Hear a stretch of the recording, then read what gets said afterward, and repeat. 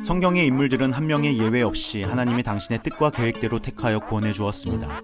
문제는 그렇게 구원 주는 하나님은 너무 독선적이지 않느냐는 것입니다.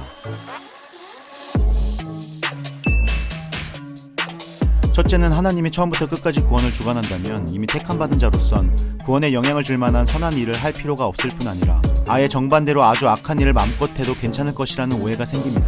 말하자면 아무 이유나 조건 없이 구원 주는 하나님은 공평한 하나님이 아니라는 것입니다. 둘째는 이미 구원으로 정해졌다면 그렇게 택함받은 자는 자유의지로 자기 인생을 꾸려나갈 수 없을 것 아니냐는 의심을 갖습니다. 본인의 의지나 의도와는 다르게 강제적이고 기계적으로 그의 삶을 하나님이 주도해버림으로써 신자는 허수아비와 다름없지 않느냐는 것입니다. 두 의심 다 인간의 구원받음이 미리 정해졌다면 인간의 자유의지가 어떤 역할도 하지 못하고 하나님이 그것을 인간에게 부여한 의미마저 없지 않느냐는 것입니다. 심지어 예정을 믿는 쪽에서도 구원해줄 자로 미리 택함을 받았다면 언젠가 어떤 방식으로든 하나님이 구원해 주실 테니까 구태여 전도하지 않아도 된다고 주장하기까지 합니다. 이제 살펴보겠지만 택함받은 자라도 자기 생각과 계획대로 매사를 행할 수 있습니다. 그러니까 전도를 받은 자는 자신이 믿을지 안 믿을지 자유로 결정할 수 있습니다. 반대로 아무리 전도해도 자유로 거부하는 자들도 있습니다.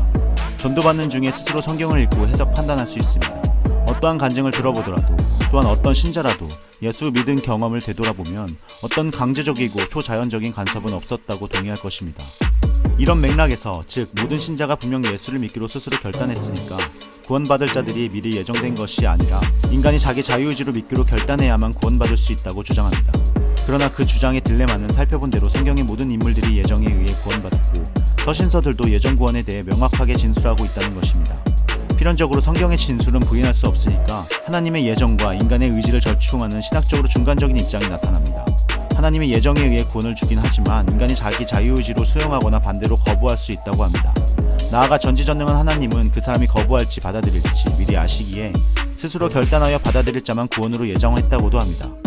그런 주장에 대해서 우리는 인간의 이성이라는 제한되고도 불완전한 영역 안에서 유추해낸 불완전한 결론이 아니라 하나님의 광대하신 권능을 반영한 결론을 내야 할 것입니다. 삼위일체나 모든 성경의 기록이 다 그러하지만 특별히 예정만은 하나님 그분의 입장에서 따져보지 않으면 온전히 이해하기가 불가능합니다.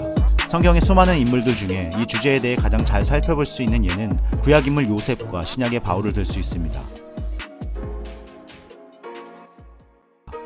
꿈을 이루려 노력하지 않았던 요셉은 예정으로 택함받아 구원 얻었어도 그 구원과 구원 이후의 인생에서 그의 자유의지가 한 번도 무시된 적이 없습니다. 그는 모든 일상의 삶을 자기 뜻대로 행하며 살았습니다. 하나님은 그의 자유의지를 100% 완벽하게 그대로 작동되도록 허용한 채로 당신의 뜻도 그와 동시에 100% 완벽하게 실현시켰습니다. 하나님의 예정과 인간의 자유의지는 단 한치도 모순, 상충, 거역하지 않았습니다. 성경의 모든 사건을 다시 이런 하나님의 관점에서 살펴보십시오. 인간의 자유의지를 묶어놓고 하나님이 강제적, 기계적으로 행한 적이 있는지 말입니다. 전혀 없습니다. 아버지 야곱이 죽어서 장례를 치른 후에 형제들은 또다시 자기들 안위를 걱정했습니다. 그동안에는 요셉이 아버지를 보고 살려주었지만 이제 복수할 수도 있다고 여겼던 것입니다. 이때 요셉은 다음과 같은 고백을 합니다. 그 형들이 또 친히 와서 요셉의 앞에 엎드려 가로되 우리는 당신의 종이니이다. 요셉이 그들에게 이르되 두려워 마소서 내가 하나님을 대신하리이까. 당신들은 나를 해하려 하였으나 하나님은 그것을 선으로 바꾸사 오늘과 같이 만민의 생명으로 구원하게 하시려 하셨나니. 첫 화해 때는 당신들의 생명을 보존하고 당신들의 후손을 세상에 두시려고 하나님이 그런 일들을 허용, 묵인, 계획, 주관하셨다고 했습니다. 이번에는 만민의 생명을 구원하게 하시려는 것이 하나님의 뜻이라고 합니다. 하나님의 구원 범위를 야곱 가문에서 만민으로 확대했습니다. 요셉은 자신의 자유의지를 하나님의 예정 안에서 그분의 광대하신 계획에 맞추어 순종하는 단계까지 이르렀습니다. 이스라엘은 물론 인류 전체의 역사는 하나님의 구원 역사입니다.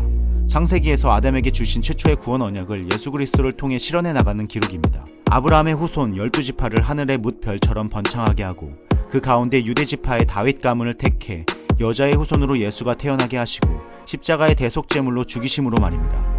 하나님이 창조 때부터 그 언약을 이뤄나가려면 예정의 구원이 필연적으로 요구됩니다. 요셉의 이 고백이 그 진리를 다시 확인해주고 있습니다.